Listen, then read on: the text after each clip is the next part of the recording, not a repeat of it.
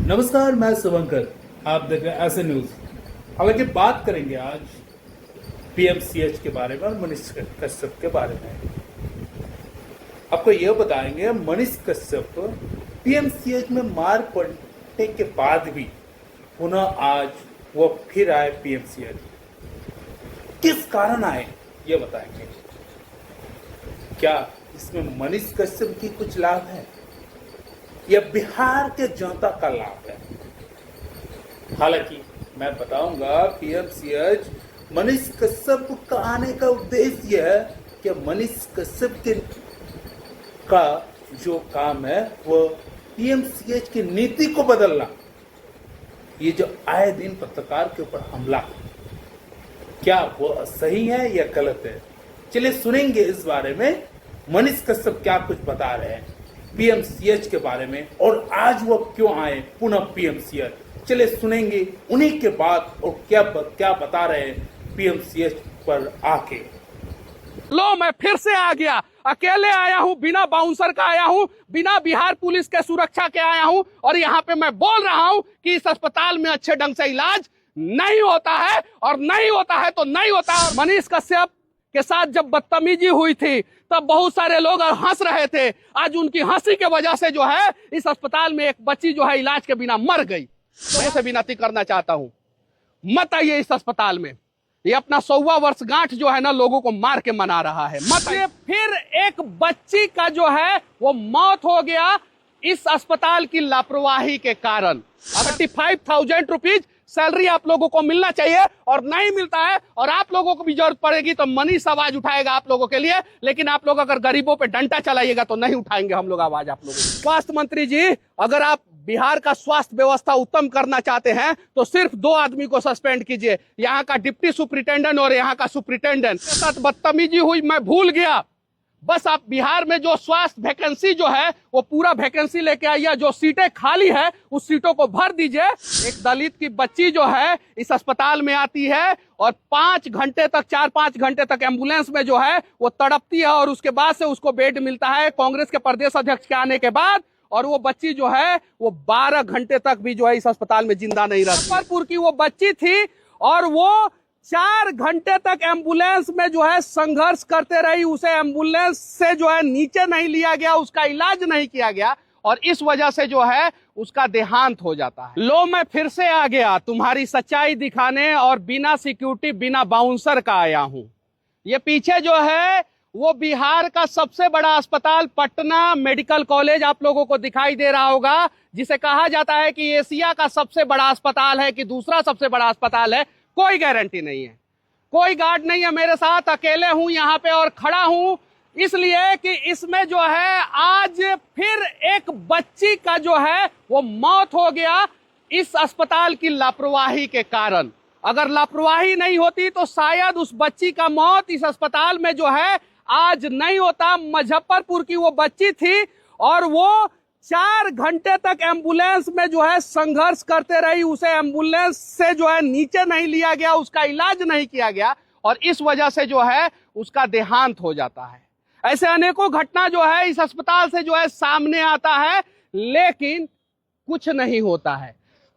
मंगल पांडे जी स्वास्थ्य मंत्री हैं, बिल्डिंग का फोटो खींचते हैं और डालते हैं फेसबुक पे और 24 घंटे के बाद जो है वो फोटो डिलीट कर देते हैं। देखिए लिखा हुआ है Patna medical college and hospital और ये जो है अभी मेन गेट यही है, मेन गेट।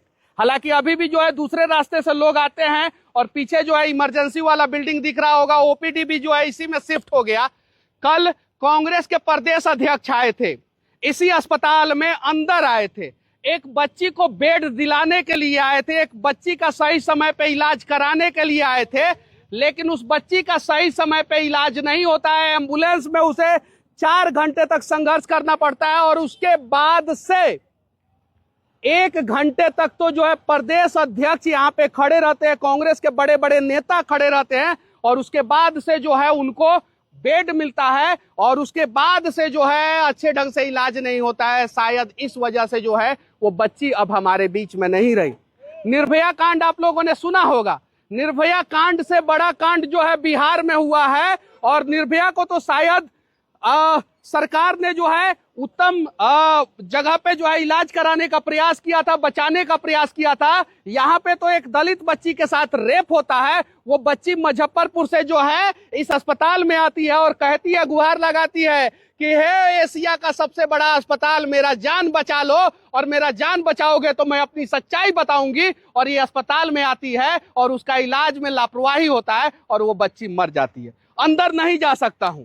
काहे नहीं जा सकता हूं? वो बिहार के सभी लोगों को पता है कि मैं अंदर गया था एक बच्ची का सही इलाज कराने के लिए, सही ढंग से इलाज कराने के लिए। और उस समय मेरे साथ क्या हुआ था? मुझे बंधक बनाया गया था, मेरे साथ मारपीट हुई थी और उस समय कुछ लोग हंस रहे थे। और तुम्हारी हंसी के वजह से आज एक और बच्ची जो है वो मर गई इस अस्पताल में। तुम लोगों की हंसी के वजह से। आज नहीं आवाज उठाओगे तो कब आवाज उठाओगे? और मैं इन लोगों से भी कहना चाहता हूं, आप लोग डंडा मत उठाया कीजिए। आप लोगों की सैलरी 35,000 रुपया होनी चाहिए। मिलता है 35,000? ईमानदारी से बोलिएगा, नहीं मिलता है ना? तो आप लोग प्लीज हाथ जोड़ रहे हैं कि बिहार के किसी गरीब पे डंडा मत उठाइए, क्योंकि आप लोग भी जो है कोई अमीर परिवार के नहीं है, किसी विधायक और सांसद के घर के आप लोग नहीं है। मत मारा कीजिए किसी गरीब को, मत मारा कीजिए। आप लोगों को भी जो है 35,000 रुपया सैलरी मिलना चाहिए। 35,000 रुपीज सैलरी आप लोगों को मिलना चाहिए और नहीं मिलता है। और आप लोगों को भी जरूरत पड़ेगी तो मनीष आवाज उठाएगा आप लोगों के लिए, लेकिन आप लोग अगर गरीबों पे डंडा चलाइएगा तो नहीं उठाएंगे हम लोग आवाज आप लोगों के लिए। ये चीजें हैं। अस्पताल से जो है इस प्रकार की घटनाएं सामने आती है। और यही Patna medical college and hospital है, ये अपना 100वां वर्षगांठ मना रहा है। 100वां यानी स्वर्ण जयंती मना रहा है। देखिए पीछे लिखा हुआ है स्थापित 1925 में ये अस्पताल जो है वो स्थापित हुआ। 100 साल इस अस्पताल का हो चुका है। और 100वां वर्षगांठ कैसे मना रहा है? मनीष कश्यप जैसे लोगों को अंदर बंधक बना के, मार पिटाई करके, और उसके बाद से जो है दलित बच्ची जो अपने इलाज के लिए यहाँ पे आती है और उसका सही ढंग से इलाज नहीं करके। और गार्ड लोगों का भी सैलरी जो है 35,000 रुपया नहीं मिलता है, नहीं मिलता है। और आप लोग मेरा वीडियो बना रहे हैं, जाइए सच्चाई दिखाइए, बनाइए। और मेरे ऊपर आप लोगों को हंसी आ सकती है आज, लेकिन जिस दिन जो है आपकी बहन, आपकी बेटी, आपकी माँ, आपके घर वाले इस अस्पताल में मरेंगे ना, उस दिन आप लोगों को एहसास होगा। मनीष कश्यप के साथ जब बदतमीजी हुई थी तब बहुत सारे लोग हंस रहे थे। आज उनकी हंसी के वजह से जो है इस अस्पताल में एक बच्ची जो है इलाज के बिना मर गई। मैं आप लोगों से विनती करना चाहता हूं, मत आइए इस अस्पताल में। ये अपना 100वां वर्षगांठ जो है ना लोगों को मार के मना रहा है। मत आइए। सिस्टम की लापरवाही है, स्वास्थ्य मंत्री की लापरवाही है। और इस वजह से आज भी इस अस्पताल में जितने डॉक्टर चाहिए उतने डॉक्टर नहीं है, जितनी व्यवस्थाएं चाहिए उतनी व्यवस्थाएं नहीं है। और हाँ, स्वास्थ्य मंत्री जी, अगर आप बिहार का स्वास्थ्य व्यवस्था उत्तम करना चाहते हैं तो सिर्फ 2 आदमी को सस्पेंड कीजिए, यहाँ का डिप्टी सुपरिटेंडेंट और यहाँ का सुपरिटेंडेंट। छोटा कर्मचारी को सस्पेंड मत कीजिए। मेरे साथ बदतमीजी हुई, मैं भूल गया। बस आप बिहार में जो स्वास्थ्य वैकेंसी जो है वो पूरा वैकेंसी लेके आइए। जो सीटें खाली है उस सीटों को भर दीजिए।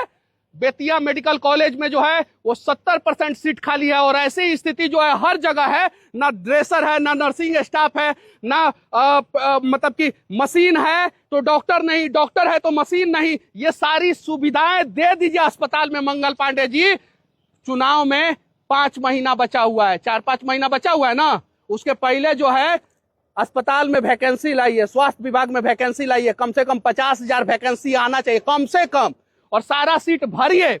और हाँ, बिहार के उन लोगों से मैं कहना चाहता हूं, मेरे साथ जब मारपीट की घटना हुई थी इस पीएमसीएच में तो हंस रहे थे, आज भी हंस लो। एक दलित की बच्ची जो है इस अस्पताल में आती है और 5 घंटे तक, 4-5 घंटे तक एम्बुलेंस में जो है वो तड़पती है और उसके बाद से उसको बेड मिलता है कांग्रेस के प्रदेश अध्यक्ष के आने के बाद। और वो बच्ची जो है